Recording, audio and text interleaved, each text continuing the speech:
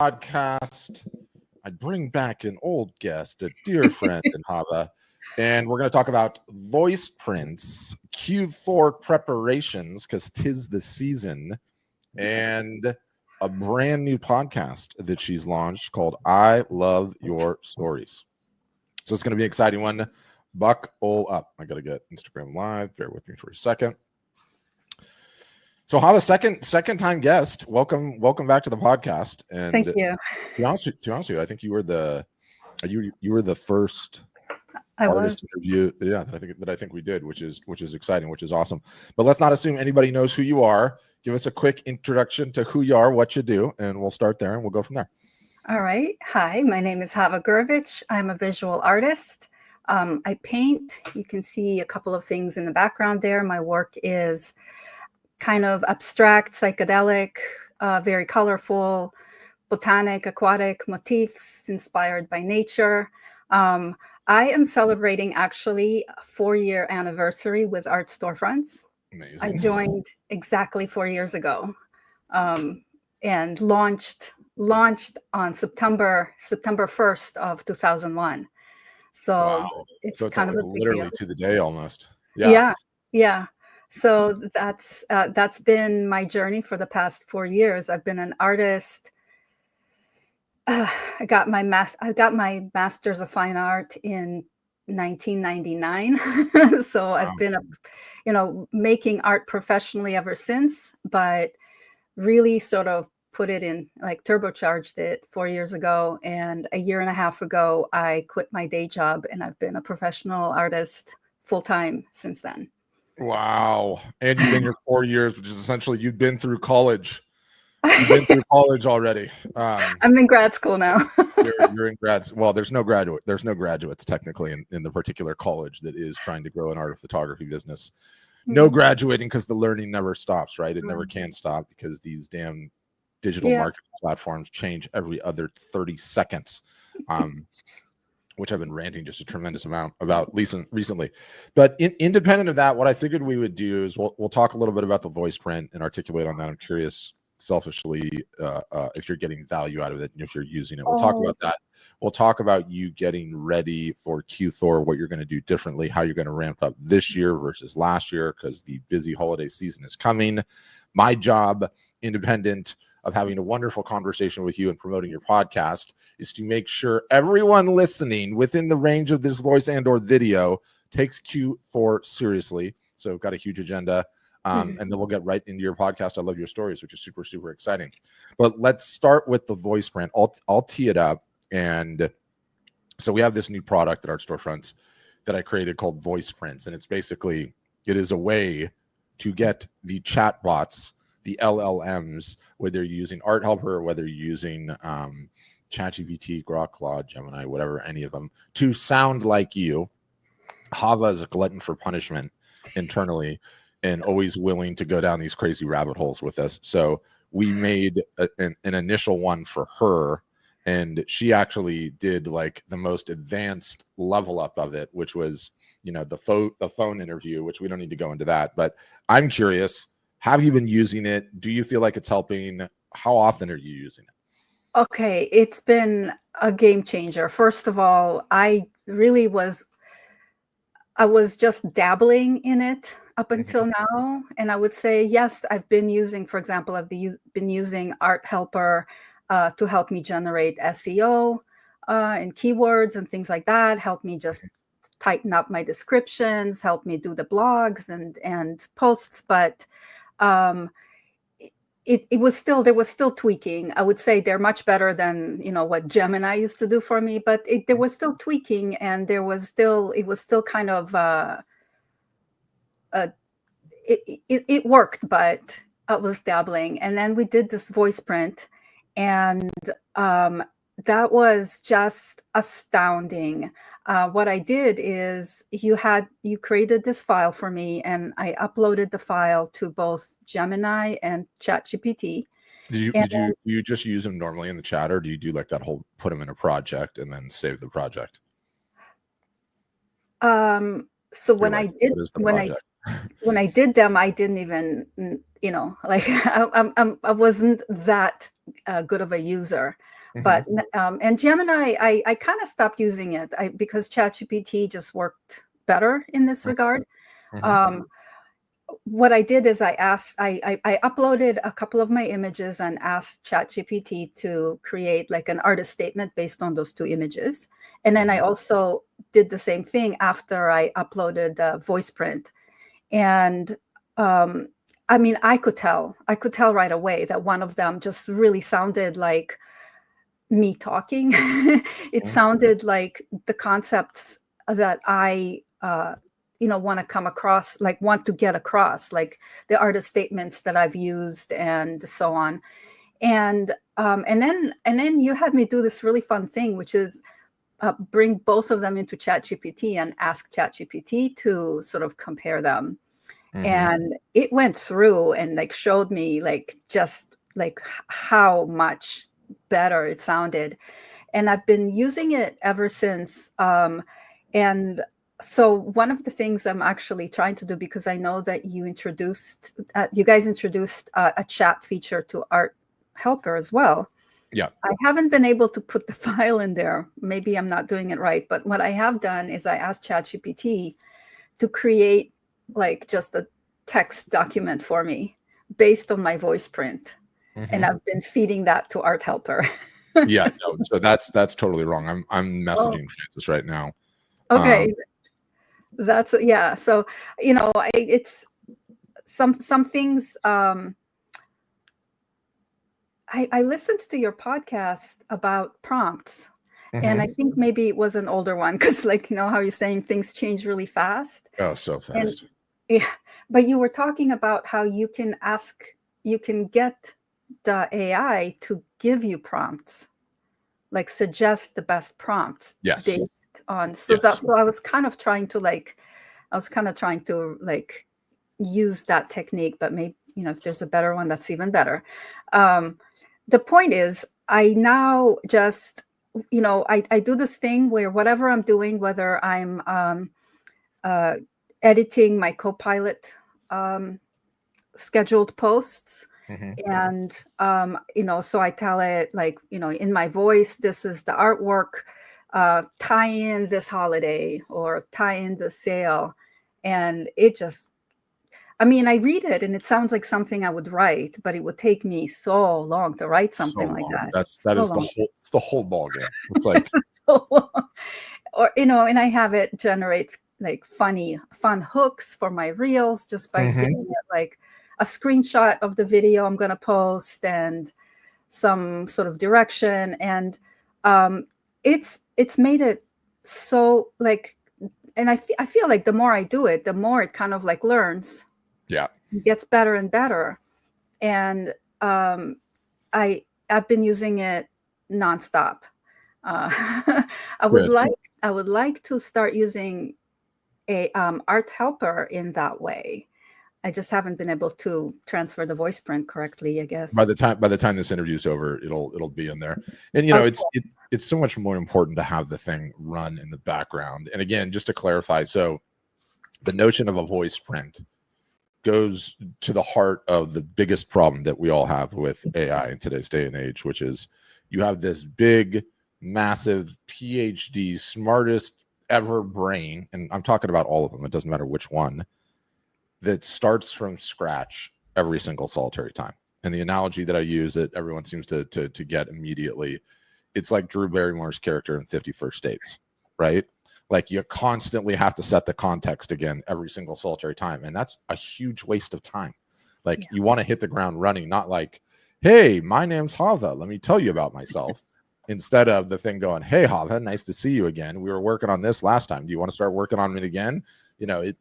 It speeds things up just immeasurably. But where I really want to see you start using it is now that you have the podcast going on, it can help you write the emails for the podcast. It can help you write the titles for the podcast. It can help you write the intro captions for the podcast. It can help you come up with anything adjacent to what you're trying to do as you're promoting that podcast.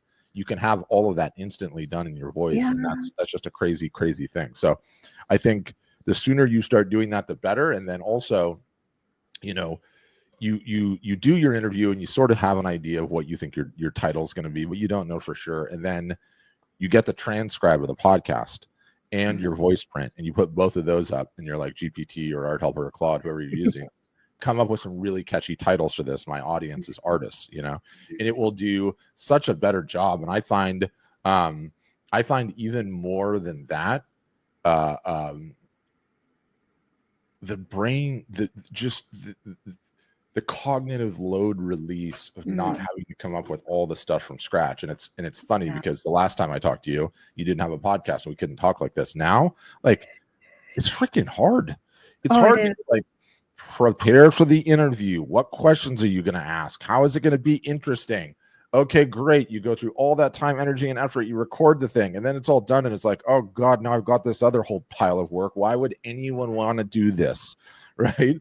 And any of that like cognitive load that you can just take off of your plate is like a hugely important thing. So anyway, it's saved for you in Art Helper now, so you can go play with that after the fact. Francis told me.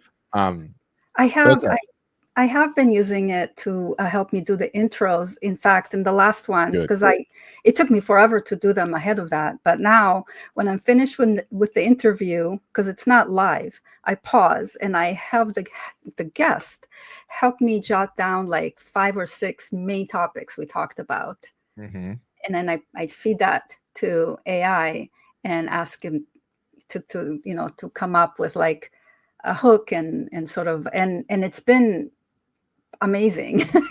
My guests were like, wow.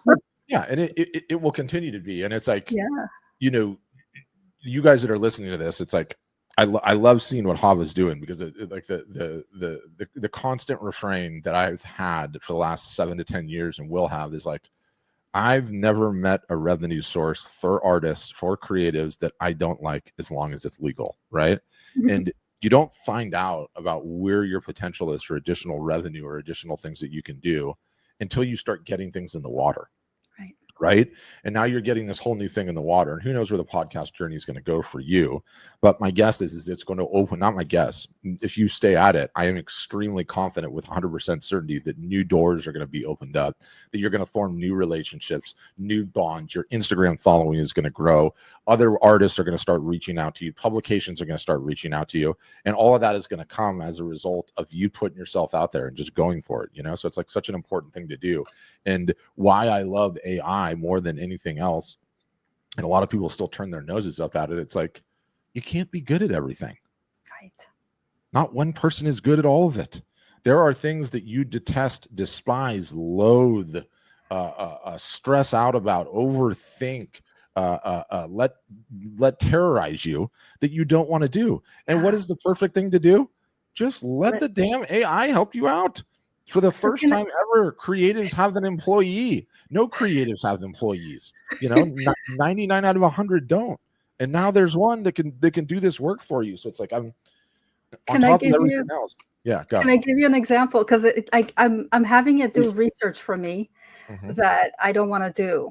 So here's a really great example of I got a commission. So I do these hand painted nesting dolls. Russian dolls, the Matrushka dolls. The Matrushka dolls. Yes. And are you impressed? I knew that, by the way. No one knows that those are called Matrushka dolls. I was like fascinated with those when I was a kid. I'm saying it wrong. I don't know what the word is in Russian, but they're called Matrushka dolls for sure. Matroshka. That's what you said. Okay. Yeah. I think it comes from the word matriarch. Interesting. Yeah. Matroshka. Yeah. So this woman reached out to me. She said she would like to commission a set of dolls. So there's 5 dolls. And she wants them to be the members of this rock band that I've never heard of, Creed. Yeah. I think there's some kind of like a Christian rock band or like pseudo, whatever it is. I was like, my answer, of course, was sure, I'll do it. Yeah. Let me do some research and send you some mock-ups. And so, I opened ChatGPT and I just said, this is what I need to do. And what I need from you is to give me for each of the band members, those, like, pretend like if I was doing this as caricatures or a cartoon. So what features and what sort of paraphernalia should I include in each one to so that you can tell what they are? And it gave me a list, and then I asked it to do like a little rendition of it, and suddenly it's like, yeah, I can do this. It's easy. I mean, I got it all done in like an hour.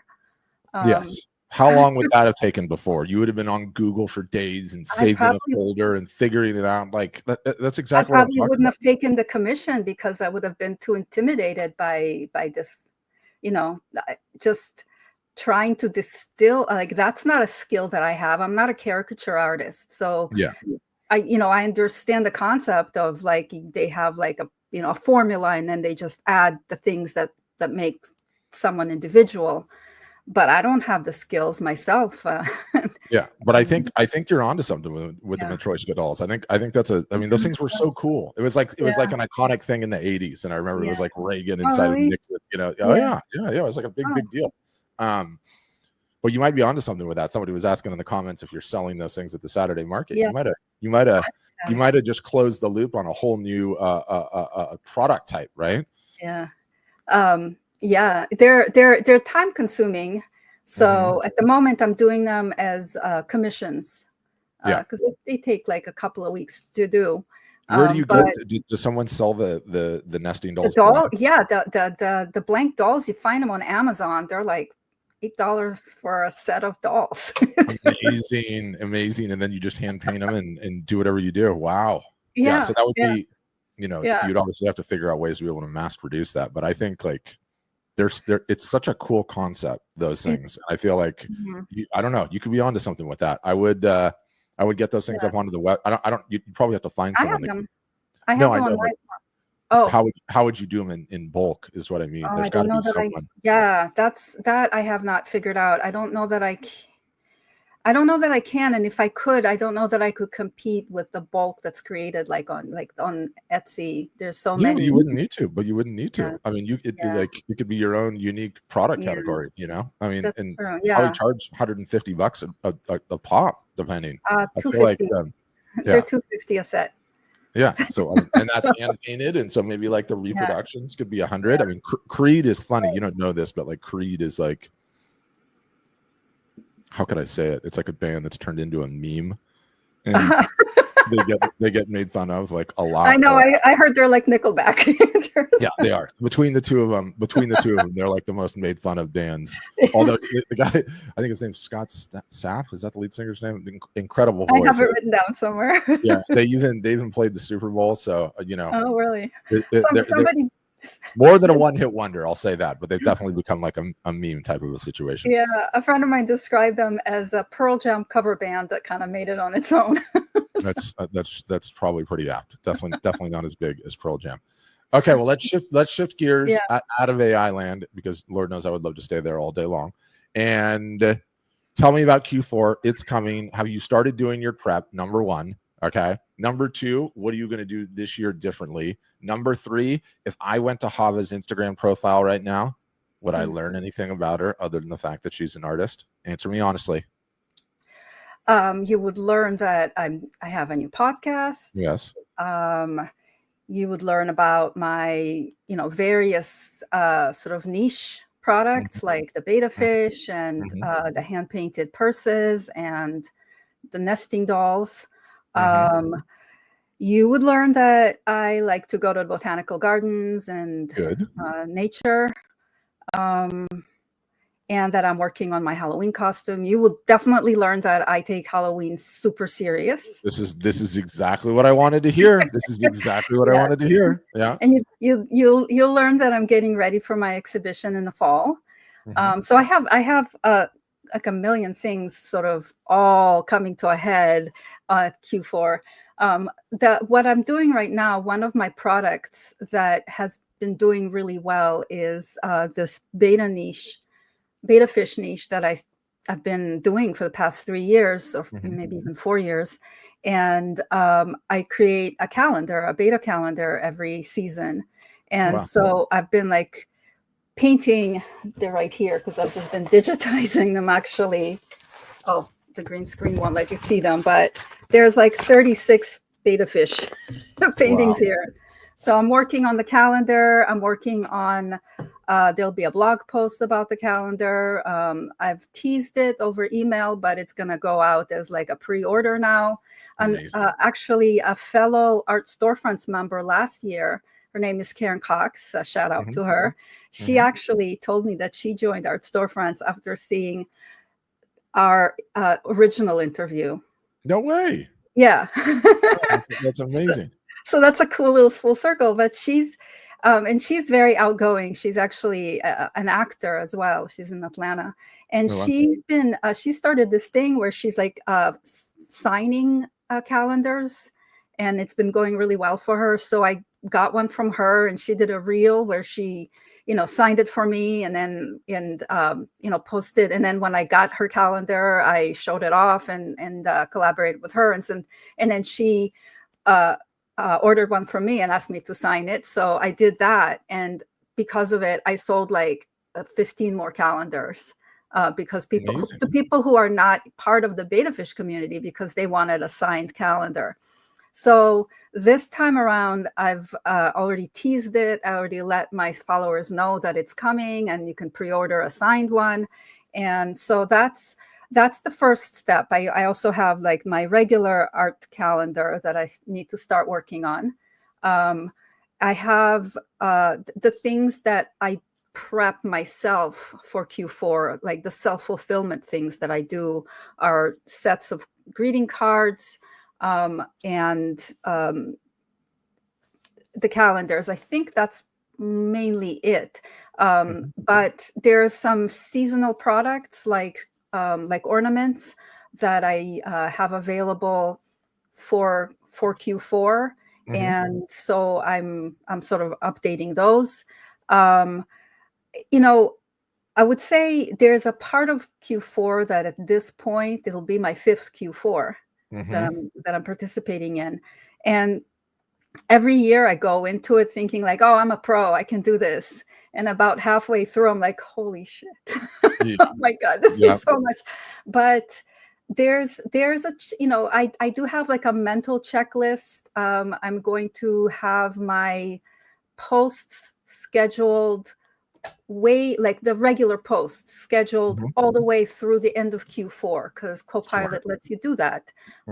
So you can add your own posts, and then Copilot will add even more posts. And so that way I can focus on the things that have to happen like daily, like doing the reels and promoting products. And I'm getting a couple of blog posts ready that AI is helping me do.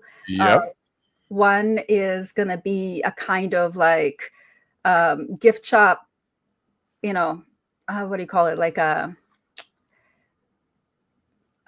blanking out on the word, but kind of a primer of like, here's what's available, here's what to think about, here's how to order, that kind of thing. I'm going to have, a bunch of like smaller emails that leading up to Q4, I'm kind of ramping up my romance emails just to kind of give my followers some value, a reason to, so that they don't feel so put upon when it starts to become like all sales. But it has to, and you have to embrace that. It's always a thing that's a little bit hard for me to be a salesperson, but all artists struggle with this. Yeah.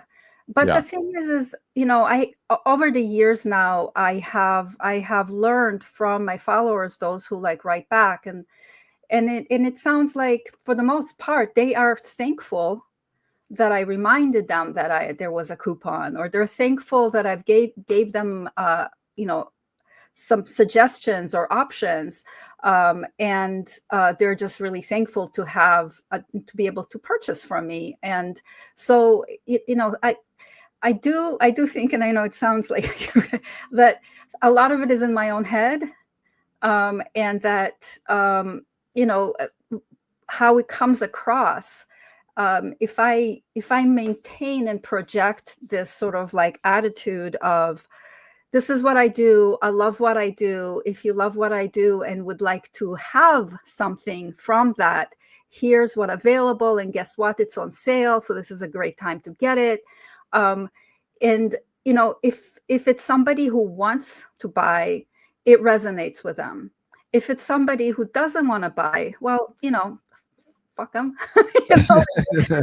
It doesn't matter. They're gonna like tune me out anyway, so it doesn't really matter. No, it does not.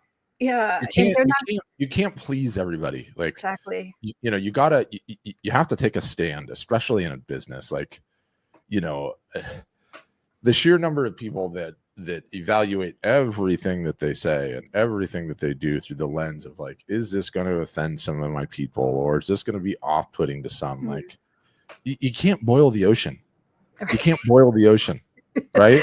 Yeah. Like, there's so much, like I was saying this on a podcast yesterday. It's like the greatest thing the internet has done in a macro is made it easier for every tribe imaginable, tribe being a proxy for niche interest categories, hobbies, for every tribe imaginable to be able to flourish and find their people, and the more of those things that you can tap into, and the more of those things you can expose yourself to, and the more of those you can speak their language, the more it opens up who you are as an artist, who will follow you, who will get bonded with you, and ultimately who's going to do business with you. You know, so it's not easy to get to that point in life, but I'm very impressed with the fact that you're thinking about it this seriously as we sit here August 21st, because that's the most important thing. Like, look, it's a marathon. Okay. No one's saying that it has to be your fastest marathon ever. All we're saying is start doing some short runs and getting ready now, And you don't want to leave, money on the table, because I know that they, like, I now have enough experience to know that there's a lot of people who wait until, Black Friday to shop.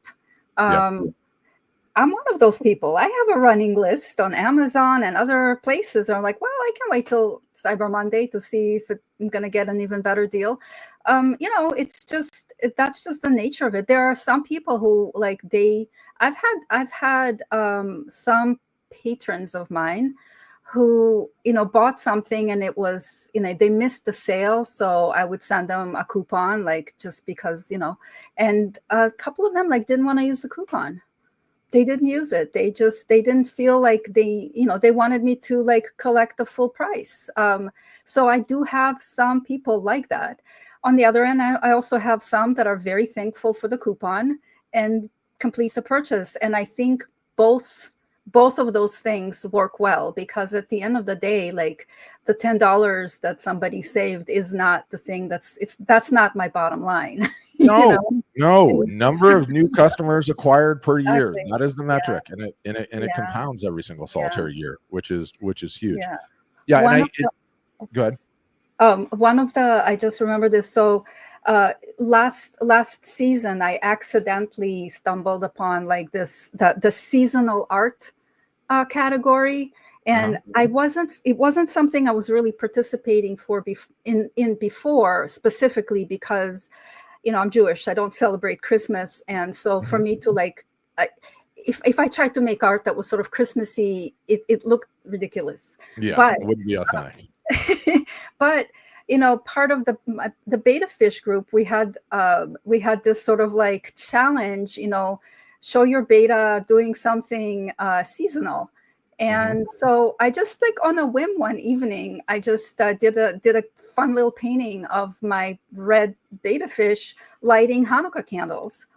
And it was kind of like even rough, like that night. I posted it to my Facebook page just to say, like, I'm working on this fun thing. Went to bed. In the morning, there was a message from, a collector saying, can you have like this made onto greeting cards? I'd like to get like 20 greeting cards. She ended up getting placemats, paper placemats. So that's a new product that I have now, and I sold more of them.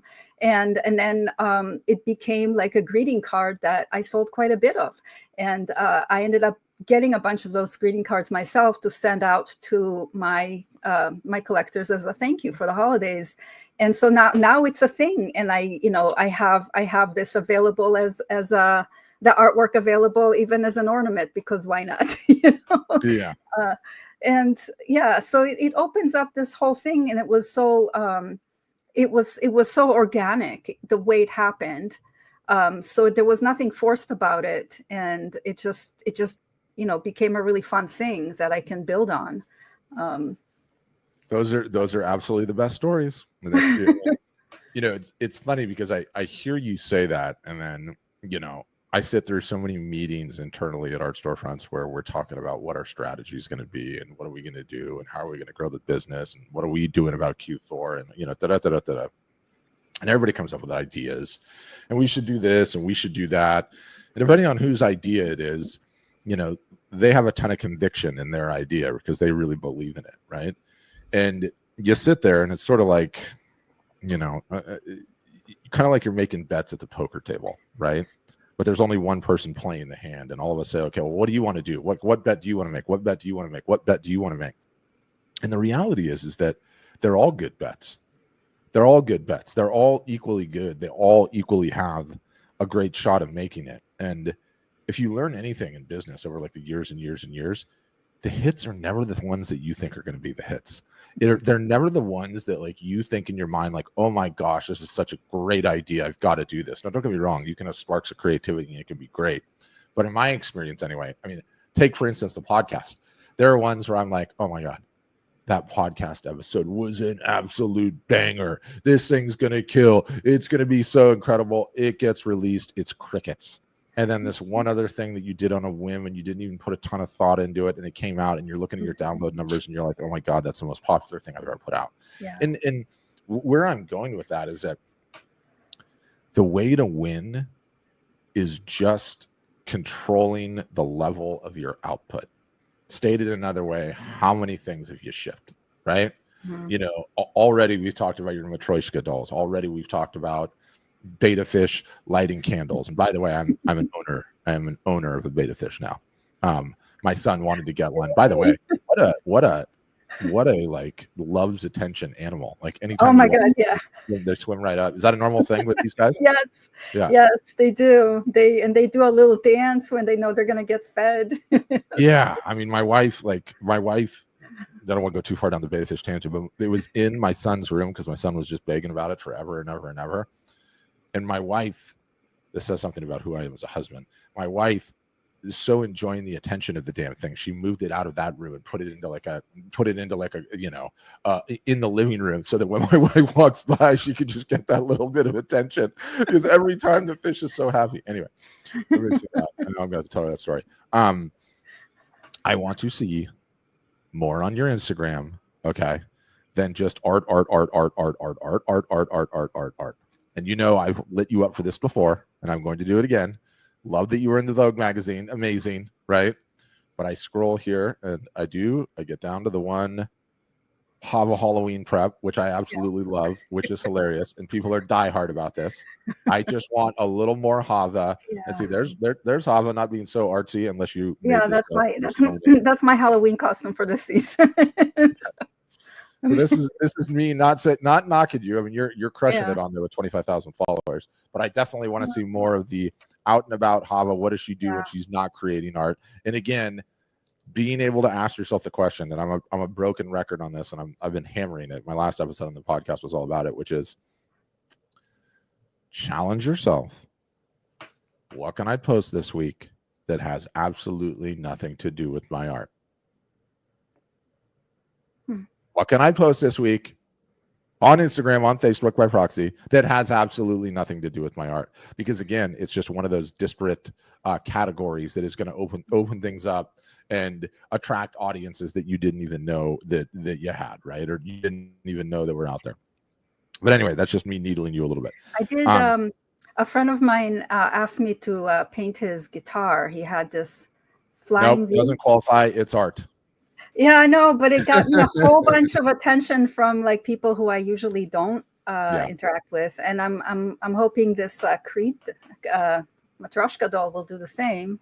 But it's still my art. It's still my art, I guess. It's still your art. Exactly. And don't get me wrong, it works 100% of the time it's tried, right? And like, you know, the analogy that I give is that the amazing thing that Instagram has done is just put all of these disparate people with all of these disparate interest categories and get them all online and gather all this information about all of us, which is, I know, a little draconian and creepy, but they know who responds to and who likes what, right? Yeah. They just know. They just know. I know. And that's crazy. then, as a result of the competition with TikTok, Instagram now will take whatever you're posting. It will look at it and it'll go, based on my data, I know the people that are going to respond to this, right? So while my challenge to you is I want to see some additional stuff that you do in your personal life that is not all related. Yes, challenge accepted. But it also does work. Yeah, but it also does work. Yeah. With the width and breadth within the art, right? So it's like all of a sudden you had a guitar going on, right? And you don't normally have guitars going on in your work. Now you had a guitar going on in your work with the combination of art, and Instagram looks at that and goes, whoa, this is new. Okay. Now I'm going to go show this to a bunch of people that have never been exposed to Hava, that don't know she exists, and see what I get, right? And so each one of those are just essentially arrows that you're firing. And some are going to hit the target, and some are going to miss, and some will attract people that are never going to buy your art, and that's all good. But just spreading the width and breadth out makes such a difference. But okay, we're 36 minutes in. It's going to cut us an hour. Oh, I want to talk about your new podcast. We should say there was a stepping stone to your podcast. And not to go too much inside baseball, but we have Zoom sessions internally for our customers at Art Storefront. So we've had them basically right about COVID. We launched them, and we call them office hours. And it's since morphed into Tuesday, Thursday is office hours, and then another day is like art marketing 101. About what, like a year ago now? Did you start this? It was after our conversation at the interview. That's where it came from. Wow. And maybe that was almost a year ago, but you started your own internal session at Art Storefronts. And I want you to tell us about it, called the Breakfast Club. Yes. And what I love about it is, like, you know, one of the knocks you could say about Art Storefronts, and I'm not taking it personally because it's my personality, it's the CEO's personality, is that we are full-time sports analogies, bro this, bro that, high energy marketing business advice, and never shut up about that, right? And it's all good. That's who I am. I'm not gonna apologize for it or complain about it. But I understand that you guys don't want to be banged over the head all the damn time with marketing messages and marketing advice and do more marketing. And we've of course needed to introduce some feminine mystique into our entire operation and a different viewpoint on how things look. So that will tee up the Breakfast Club. Tell me what that session was about, kind of what you talked about, and how long it's been going and all that kind of stuff. So it started, like I said, it started because when we had our podcast last time, you asked me what I would, what's missing. And what I said, what's missing is an opportunity for us artists to discuss our practice, our challenges that are not necessarily, how to post a reel or how to do a discount, things that have to do with art making and running a business, but as an artist, as a human being. And so I was given this opportunity to start a new webinar for Art Storefronts members. I called it the Breakfast Club because it was in the morning, and because I'm an 80s kid, so me too. I love that movie, all-time classic. And it's been really successful. It's every other week. Usually I try to come up with a topic. So we've had topics that I would introduce at the top of it's a 2-hour session usually. We've had topics like, how do you define your style, or do you even need a style? We've had topics about how to get over a creative block. We've had topics about our challenges, our successes. We talked about technology. We've talked about branding as from the artist standpoint, and everything in between. And one of the things that I find really amazing about these sessions, and so I talk, I introduce the topic, I usually kind of give my perspective, like the reason why I wanted to talk about this particular topic, and then I open it up and people raise their hands and kind of tell their side of it. There's people who are regulars and always speak up as well, and I've gotten to know them really well. We're basically friends now, Mhm. and one of the things that I discovered, and this is possibly my own kind of like thing, but I would see people in office hours, and they would, people who join the office hours Zoom call are usually people who are just starting up, and they have very basic questions. And so you're seeing them in this light where you're not seeing the artist. You're seeing a person who's trying to like figure out marketing and figure out Instagram and figure out the technology. And, you're just seeing this one very thin, but very like obvious, like side of a person. Yeah. But this gives all of us an opportunity. Like there's people who've had amazing careers in advertising, in technology, in architecture, in everything, come from all walks of life, lots of different experience, lots of different perspectives. And it's, there's so much information. Like I walk away from every single session feeling really inspired. And Wow. especially sessions where I start out by saying like, I'm having a lot of challenges with like a work-life balance right now, or I've just been in a creative block and a slump for the past 3 months. And other people talk about like they're in a similar place. Some will say like, here's what I've done, this helped. And, and sometimes just knowing that you're not alone, that the things that you're going through, you're not the only one going through them, that in itself helps take the pressure off. Other times, we sort of lift each other up, or else like give each other challenges. And so it's been something that I really, really look forward to every couple of weeks when we have this session. And it's what I believe that I speak for others who also say that they look forward to the session. They always get a lot of value out of it, an opportunity to talk about things that they know, an opportunity to vent about things that they can't talk to their family about because nobody really understands the life of an artist. Yeah. And, and an opportunity to bond. Like it really, really feels like a community. And the closest analogy I have is when I was in grad school and we had our grad studios, and it was a place we can come and like hang out and talk about art, talk about ideas, talk about, classes, just have a sense of you're not alone on this journey. So that's the Breakfast Club. I love it. And Yeah. so we've now pivoted from the Breakfast Club to you are now a podcaster, which is amazing. And I'm going to pull your podcast up on the screen so everyone can see it. It's called I Love Your Stories. And what does the tagline say? So conversations with artists and creatives with Hava. Yes. And already rocking in terms of episodes.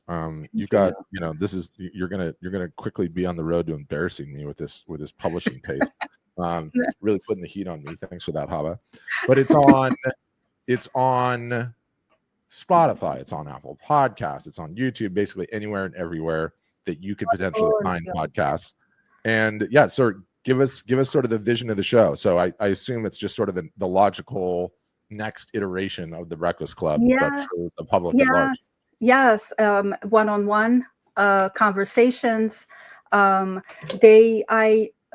the beginning, I kind of I didn't want to just talk to artists, because then it can very quickly become sort of too incestuous about like what we're talking about. And I always had this sense that if I'm talking to somebody who is not really, doesn't do visual art possibly, but we touch upon similar ideas.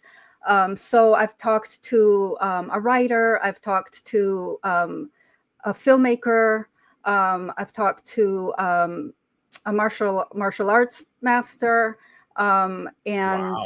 yeah, that's the I really love that. He's a friend of mine, and he, when he's a friend of mine, he's a also a client of mine. He's bought my art, and he's bought it himself. He's bought it as gifts, and so we get together and we talk, and we talk about just starting a business, being an entrepreneur, and just motivation, and just mastering the thing that you're really passionate about, and and I find that what we focus on is very similar.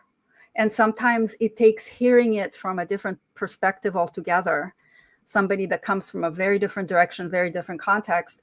And yet here we are talking about something that both of us, it resonates with us. And, my gut tells me that if it resonates with me, it probably will resonate with others. And kind of the feedback I've been getting is, yes, that's the case. When I started, I was approaching each one with, and I talked to a musician as well, a classically trained musician who now does improv. That episode isn't out yet. But what struck me is that she thinks about composing music the same way that I think about painting a picture, a painting. And it's so similar that it was kind of amazing. I never really thought about it that way, but it made me think about music differently and made her think about art differently. And but one of the things that's emerging as kind of a thread throughout all the episodes that I'm sort of starting to kind of work around as a main theme is this idea of transformation, of having pivotal moments in your life that you look back and say, like, this, this is where things changed, big breakthroughs, like, they don't just kind of come out of thin air. Like they start someplace, and a lot of times what I've discovered, and I've known this about myself, but I'm discovering it with others, is that so often the thing that you can say, this was a big breakthrough for me, this was a big pivotal moment, this is when my career started, typically what preceded it was something that felt like a total disaster, like, and and that is, it's such a universal theme at this point. Like, the more I talk to people, the more I see that. And of course, what it does is it helps me deal with, like, when things are really kind of spinning out of control, I sit back and I say, I wonder where this is leading, and how I will think about this moment a year from now, when I'm successful at something that I don't even know that I'm going to be doing yet. That kind of mentality. So that feels to me like this sort of inspirational and motivational angle to the podcast. It's something that makes the conversations more interesting for me, and I feel that it seems like a really nice kind of meta subject for a podcast to have. I love it. You're a podcaster now. So I love your stories. You guys, go give Hava a subscription. You can subscribe on Apple Podcasts or Spotify and YouTube if you want to watch it. And you're doing the majority of your interviews live or recorded, I should say. Yeah. I'm going to push you to doing live, but we'll talk about that. You've got it. Recorded. And so you can watch them on YouTube. She's going to get them up to video on Spotify as well. But this is really, really exciting, and I can't wait to see where you go with it. For everyone listening to this after the fact and not watching it live, in the show notes will be links where you can subscribe via YouTube. You can subscribe to Apple Podcasts. You can subscribe on Spotify. Leave her a review. She's trying to get this beautiful podcast up, running, going. There will be a ton of interesting insights from an artist that quit her day job and it is in year 5 of the business, which is a pivotal well, you were in business before, but not under Not our like this. expert tutelage. Yeah, not like this. Not hitting like it hard. this. Yeah. Amazing. Can't wait to see where you go with it. Yeah. Any final shouts? Anywhere else you want people to check out while they're here, aside from checking out the Matrushka balls?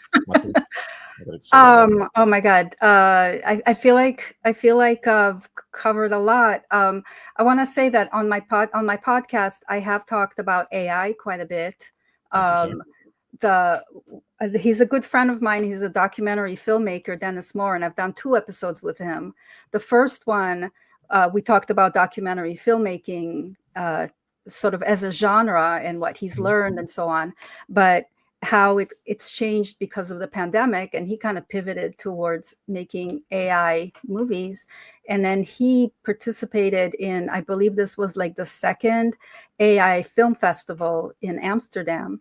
Oh, wow. And so when he came back, we did like a short follow-up podcast where he just kind of told me about it. And one thing that he mentioned that was a revelation to me, because we've talked in the past about that, and even you mentioned a lot of, especially artists and creative people, really turn their noses because they're seeing AI as something that's just going to take over their creativity or something like that. Yeah, competition probably. Yeah, and the thing is like there are some things that AI can do very fast, but it frees you up to do something even better. And if you learn how to use it as a tool. And so Dennis was telling me that right now there's job postings for AI artists within the film industry. Like there's more jobs postings than there are artists applying for them. It's sort of like how, like back when the .com was taking off and they were like plucking kids out of high school who knew how to code. It's, and on a certain level, it's like somebody still needs to drive that car. It's a very fast, very smart car, but it's still just a tool. And somebody with vision and creativity and skill still needs to drive it, because the better AI gets, it's going to sort of like equalize. Like everybody's going to have like perfect copy, text. Everybody's going to have something. It's just going to be across the board. So that's no longer going to be something that stands out on its own. And what's going to end up standing out again is the creativity, is the human element behind, the operator of the AI. And so I found that incredibly motivating and optimistic. And, and it kind of came at a time like right after, you shared the voice print, the artist voice print thing with me.